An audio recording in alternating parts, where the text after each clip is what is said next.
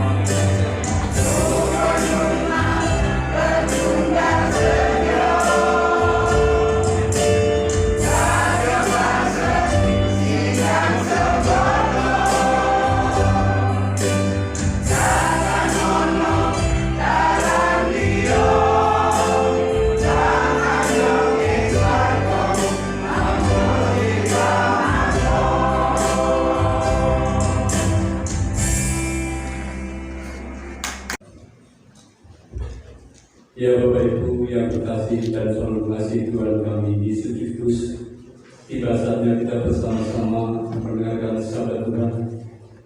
Sebelum kita mendengar sabda Tuhan, mari kita berdoa terlebih dahulu. Mari kita berdoa.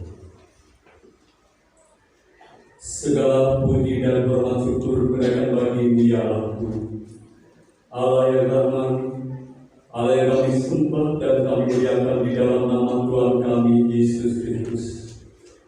Kembali kami datang pada sore hari Tuhan untuk berterima kasih atas kasih yang menyertai kami. Engkau telah menuntun kami dari rumah sampai tempat ini. Amin. Ya Bapak Ibu terkasih, firman Tuhan pada sore ini terambil dari 1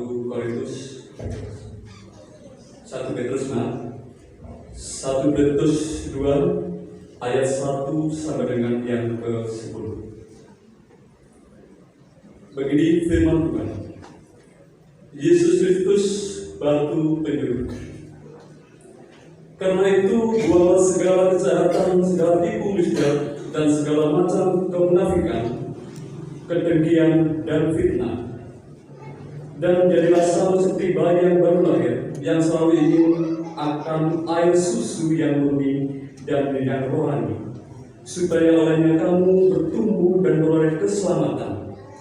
Jika kamu benar-benar telah mengejar kebaikan itu, dan datanglah padanya batu yang hidup itu, yang memegang dibuang oleh manusia, tetapi yang dipilih dan dihormati di hadirat Allah. Dan biarlah kamu juga digunakan sebagai batu hidup untuk pembangunan suatu rumah rohani, bagi suatu imamat kudus, untuk mempersembahkan persembahan rohani yang karena Yesus Kristus berkenan kepada Allah.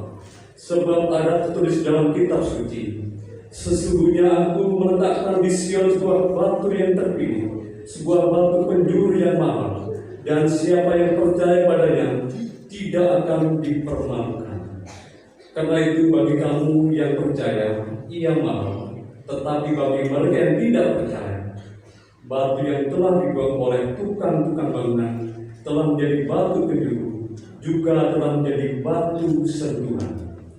Dan suatu batu sandungan, mereka bersandung padanya karena mereka tidak taat pada firman Allah, dan untuk itu mereka juga telah disediakan. Tetapi kamulah bangsa yang terpilih, imamat yang raja, bangsa yang kudus, umat kepunyaan Allah sendiri, supaya kamu memberitakan perbuatan-perbuatan yang besar dari Dia, yang telah mengambil kamu keluar dari kegelapan kepada terangnya yang ajaib. Kamu yang dahulu bukan umat Allah, tetapi yang sekarang telah menjadi umatnya, yang dahulu tidak dikasihani, tetapi yang sekarang telah beroleh belas kasihan. Yang berbahagia ialah mereka yang mendengarkan firman.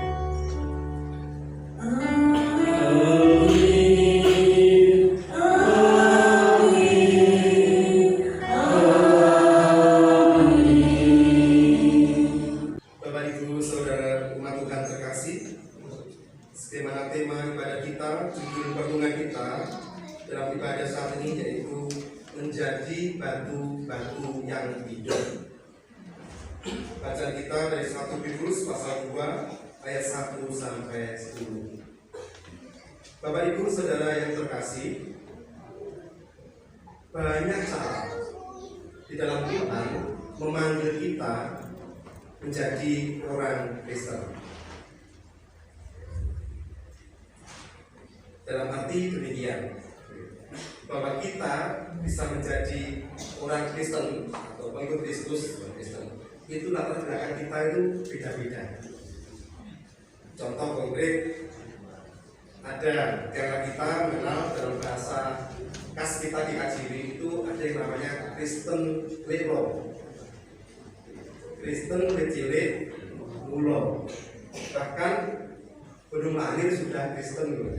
Karena apa? Karena memang leluhurnya sudah Kristen, mulai cangga, buyut, sampai bapak ibu Kristen, sehingga kita pun jadi Kristen. Tapi juga ada yang latar belakangnya Kristennya ketika remaja. Apa ada? Ada. Saya dapat cerita itu. Contoh konkret juga kita di KJW, tentunya juga Cepat Loro, Majuaro, dan sekitarnya. Atau kita punya sekolahan di BBK. Dan konon di usul cerita, murid di BBK itu tidak hanya anak Kristen, tapi juga ada saudara-saudara yang belum Kristen atau bukan Kristen punya sekolah di situ. Karena berteman, kadang-kadang juga diajak ke gereja, atau juga kemudian keteladanan dari Bapak Ibu guru. Suatu ketika kemudian bahasa kita bere Gusti, artinya menjadi orang Kristen. Kristen ketika remaja. Ada yang Kristen ketika menikah, gitu, ada toh. Dari pasaran, nah, dengan yang belum Kristen, kemudian cekak haus, kemudian masuk Kristen. Jadi Kristen ketika menikah. Ada yang Kristen ketika sampun dewasa, sudah dewasa.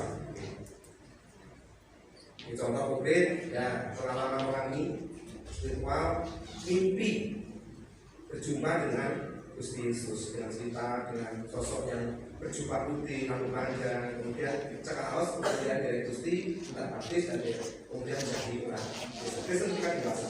Ada juga karena sakit lama, berubah, kesana kemari, tidak sembuh, kemudian didoakan oleh orang Kristen. Apakah itu pendeta atau penatua diakan menginjil keluarga biasa dari Kristen, kemudian sembuh, kemudian percaya kepada Gusti Yesus. Banyak cara di dalam Tuhan mengambil kita sebagai orang Kristen. Tetapi itu tidak menjadi permasalahan kita. Latar belakang kita beda-beda. Tetapi itu bukan masalah, tetapi yang menjadi tanggung jawab kita, kemudian tanggapan kita, respon kita ketika kita jadi Kristen, yaitu bagaimana kita ini menindaklanjuti apa yang menjadi katakanlah pengikut Kristus. Itu berarti orang Kristen, berarti kita hidup kita, segala pikiran, ucapan dan tindakan kita harus Kristeni. Artinya sesuai dengan apa yang ada di Gusti Yesus. Hal ini Bapak Ibu kasih yang juga menjadi perhatian dari Rasul Petrus dalam suratnya yang pertama yang diantaranya kita baca tadi. Surat 1 Petrus atau surat Petrus yang pertama ini Bapak Ibu, kalau kita hayati mulai pasal 1, kita tahu bersama ini adalah surat dari Petrus, Rasul Yesus Kristus kepada orang-orang pendatang yang tersebar di Pontus, Galatia, Kapadokia, Asia Kecil dan Bitinia, yaitu orang-orang yang dipilih sesuai dengan rencana Allah Bapa kita yang dikuduskan oleh Roh supaya taat kepada Yesus Kristus dan menerima percikan darahnya. Artinya banyak orang di situ dan kemudian tentunya juga latar belakangnya berbeda-beda. Ada yang satu, misalnya bahasanya satu asal dengan Petrus, orang Yahudi, ada juga non Yahudi. Kita tahu bersama juga Petrus yang namanya Simon di dalam Injil Matius pasal 4 ketika Yesus memanggil murid yang pertama adalah Simon panggil yang nanti bernama Petrus dari kata Petra, itu batu karang. Batu karang Petra kemudian dari Petrus.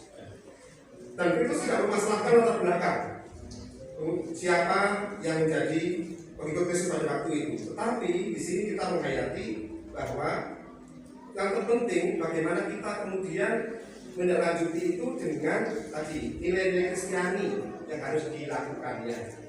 Karena itu buanglah segala kejahatan, segala tipu muslihat, segala macam kemunafikan, kedengkian dan fitnah. Dan jadilah sama seperti bayi yang baru lahir, yang selalu ingin akan air susu yang murni dan yang rohani, supaya olehnya kamu bertumbuh dan beroleh keselamatan. Dalam tema ibadah hari Minggu kita, dalam bacaan kita di KJW, kita nanti gereja yang murni dan gereja yang saling mengasihi. Itu, jadi sekarang nggak masalah lah, atau kakak jadi orang Kristen. Tetapi bagaimana saya jadi orang Kristen? Terlebih lagi Bapak Ibu kasih ayat 4 dan 5, di mana tema kita menjadi batu-batu yang hidup. Dan datanglah kepadanya batu yang hidup itu, yang memang dibuang oleh manusia, tetapi yang dipilih dan dihormat di hadirat Allah. Dan biarlah kamu juga dipergunakan sebagai batu hidup. Dipergunakan sebagai batu hidup untuk pembangunan suatu rumah rohani bagi suatu umat kudus, untuk persembahan rohani yang karena Yesus Kristus berkenan kepada Allah. Bapak, Ibu, Saudara, umat Tuhan terkasih, dengan tema ini dan dengan juga firman Tuhan yang disampaikan sebagai Rasul Petrus kepada beberapa jemaat pada waktu itu, yang juga kita imani ditujukan kepada kita pada saat ini. Dalam refleksi kita dalam ibadah pendewasaan calon jemaat Kudus Sewu menjadi jemaat Kudus Sewu, keluarga besar dikaji jemaat Ngoro. Dan kita tahu bersama titik tolak berangkatnya mbah-mbah kita diantaranya adalah yang namanya Pilar, itu Ngoro dan juga Wiyung, terakhir bersama. Dan kemudian ibarat kemana-mana tumbuh dan kemudian jadi keluarga besar Gereja Kristen JWT. DKJW ini bukan berarti ada di saat kita berulang tahun setiap tanggal 11 Desember pada tahun 1931, tidak. Sebelumnya itu sudah ada benih-benih Injil di bumi Jawa Timur. Hari Minggu yang lalu, Bapak Ibu terkasih, saya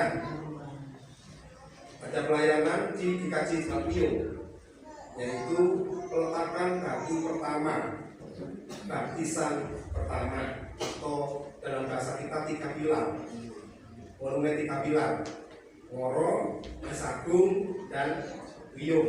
Ngoro sambung, Sagung bersambung, kemudian Wiyung merupakan batu pertamanya hari Minggu yang lalu. Baptisan pertama di Jawa Timur dan juga di Jawa tanggal 12 Desember tahun 1843. Nah, kemudian tumbuh di mana Injil ini dan kemudian ada beberapa jemaat. Cekaos, kemudian pada bulan Desember tahun 31 bapak kita kemudian kumpul di Mojowarno, sepakat untuk sebuah keluarga besar, yaitu Gereja Kristen JWT. Konsekuensinya apa? Ada bahasa dan cawisan tadi, wekmu. Artinya semua ini milik kita bersama. Aset-aset semua milik kita bersama, bahkan para pelayan Injil pendeta waktu itu bisa saling bergantian. Bahasa kita mutasi. Gitu.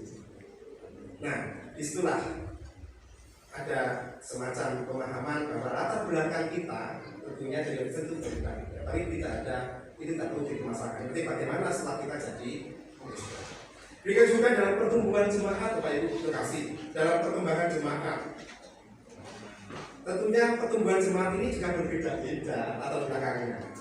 Ada jemaat memang di situ adalah Cikabang. Ada juga karena perkembangan sebuah daerah, ada jemaat tumbuh karena itu ada perumahan, ada dibangun perumahan, kemudian akhirnya banyak pendatang, artinya juga orang dikasih yang urban. Di situ kumpul banyak, berapa jiwa, berapa kakak dan sebagainya, ikut jemaat mana, pada akhirnya ketika kuantitas berlebih dan sebagainya, dan mekanisme yang ada, jadilah jemaat dewasa. Kemudian juga ada yang lain, termasuk juga sejarah yang akan kita lihat dalam sesi bagaimana sejarah dari jemaat Kudus Sewu. Dari pakai keluarga Ngoro dan kemudian sampai saat ini dia menjadi jemaat dewasa. Pasti juga terbelakangnya juga kas Kudus Sewu, kas Ngoro. Tapi itu jangan dimasalahkan. Yang penting bagaimana kemudian kita merespon itu ketika kita sudah menjadi sebuah jemaat. Bersyukur jemaat Ngoro bisa mendewasakan, punya anak yang dewasa, bersyukur. Nah sekarang bagaimana ketika sudah dewasa, bahasanya kita sudah disapit, dan kemudian keberayatan sendiri. Nah itulah kemudian kita pikirkan. Tetapi intinya tadi kita harus menjadi batu-batu yang hidup. Kita sudah punya batu dulu Gusti Yesus. Sekarang kita menjadi batu yang hidup. Dan itulah akan menjadi tugas tanggung jawab kita agar kita. Bagi kita bersyukur dengan orang tua kita, jemaat Ngoro, dan kemudian kita sebagai anak yang nanti sudah dewasa, berberayatan sendiri, kita senantiasa bisa menjadi batu-batu yang hidup. Ada seorang teolog Bapak Ibu, namanya Pak Van Ujong. Beliau menulis sebuah buku, judulnya Pembangunan Jemaat. Tentang tema jemaat juga judulnya Batu-batu yang hidup. Bahwa subjek dari pertumbuhan jemaat, perkembangan jemaat, pembangunan jemaat, yang pertama adalah Gusti Allah sendiri. Jangan lupa, kita jadi Kristen karena Gusti Allah, bukan diri kita. Kita jadi jemaat juga itu karena Gusti Allah, subjeknya ini. Tetapi Gusti Allah juga melibatkan kita untuk jadi subjek. Artinya warga jemaat itu juga menjadi subjek dalam kita bertumbuh. Kok bisa? Sederhana.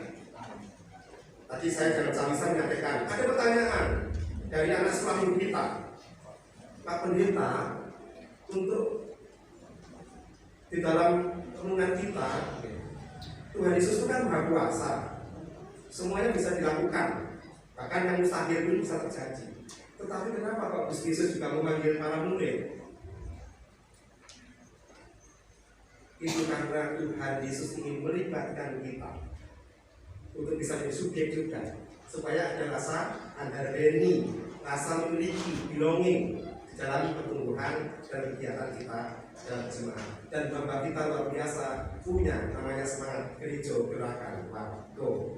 Itu wujud bahwa kita pun juga menjadi subjek selain Gusti Allah sendiri. Pada akhirnya selamat untuk Jemaat Moro yang sudah menjadi orang tua dan bisa betul-betul dari kerahiman dan lahirlah pengujian jemaat Kudus ini. Kita bersyukur untuk Jemaat Moro dan selamat untuk menjadi keluarga baru, rakyat baru Jemaat Kudus ini. Dan senantiasa berjuang untuk menjadi batu-batu yang hidup, menjadi berkat. Tuhan memberkati. Amin. Nama Yesus termuliaan di atas segala nama.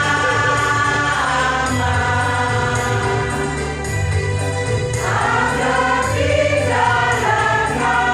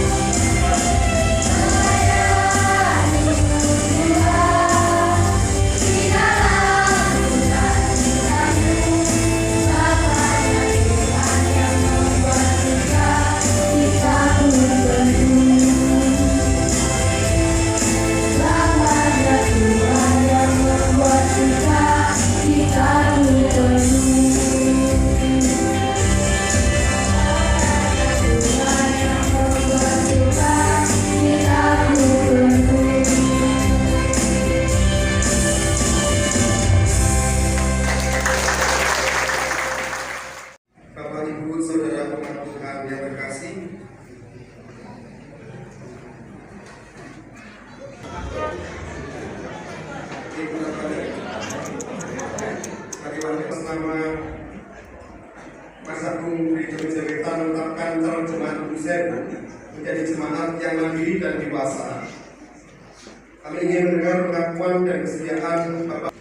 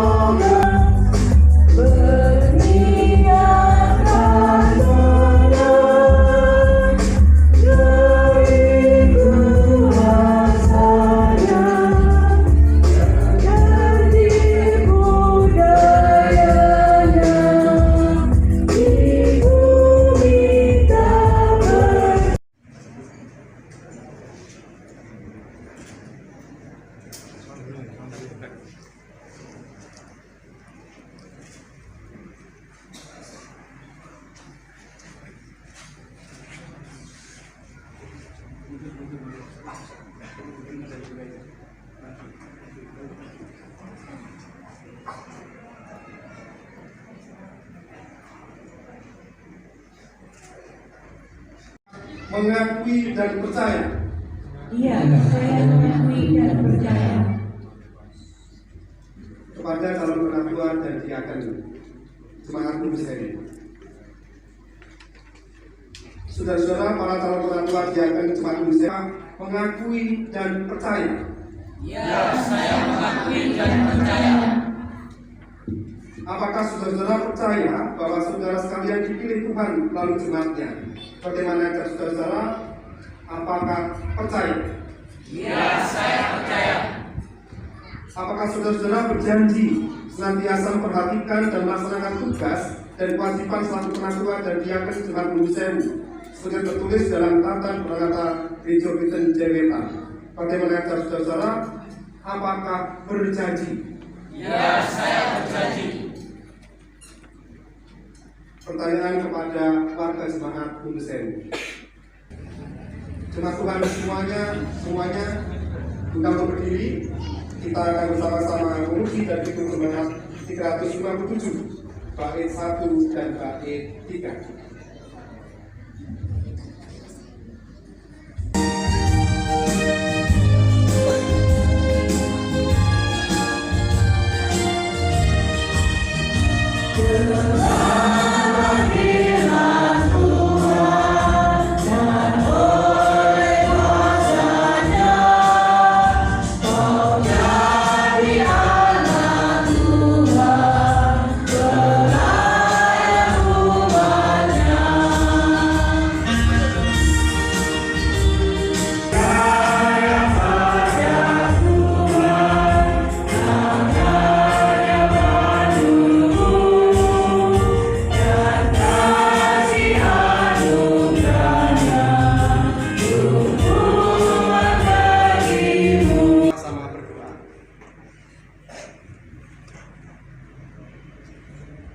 Inilah abdi Tuhan yang juga sudah menjawab merespon panggilan Tuhan untuk bersedia menjadi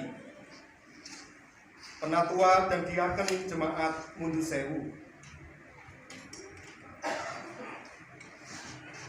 Kami untuk menyertai perjalanan pelayanan para abdi Tuhan ini. Di dalam para rekan kerja Tuhan ini menjalani pelayanannya Jemaat Mundu Sewu untuk periode 2022-2024 dalam melaksanakan tugas pelayanannya sampai selesainya nanti. Haleluya. Amin.